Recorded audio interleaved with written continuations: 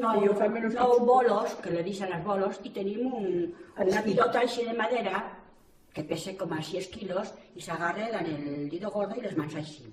Després plantes les quilles en un quadrau a una distància equidistante que just quan caiguen se toquen que caiguen.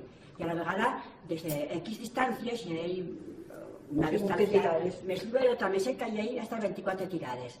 A la vegada juguem, fem 2 equipos.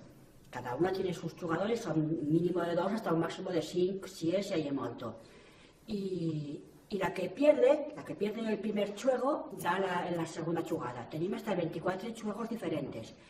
Y siempre mirem de dar un juego que saltos la pueden fallar y nosotros nos lo podem apuntar. A la vegada tires, dan el bolo, X lluent. Y según que jugades, si son 5 o 6, y hay que contar tantas quilles per persona. Les contes, les sumes. Y el siguiente que jugue tiene que tirarle por lo menos una mes para ganarte el juego. Si no el pierde, te lo apuntes tú. Y si se empate, el pierde también. Y si se empate, también pierde. Sí. A la vegada, y ya te digo, ya hay muchos juegos y hay de tocar quilles, que es el primero que suelen fer, que tiren de lluent y conten quilles. Tantes com a 4, 3, 7, hasta que fan 15. El siguiente grupo tiene que fer 16. Després hi ha otra que ja saca el 9, que ja tirar, pues tirar totes les que cargues, però la que hi ha al mig, justo al mig, tiene que salir fora del quadro.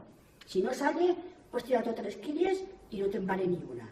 Després hi ha otra que se diu fer refer, que se tire a plieguet y se tiren, por ejemplo, 3 quilles. Pues si saltes 3 quilles, cal tornar-les a fer així, quan fas, com se diu? El refer. El refer, no, l'enfornar, ja no me saliva.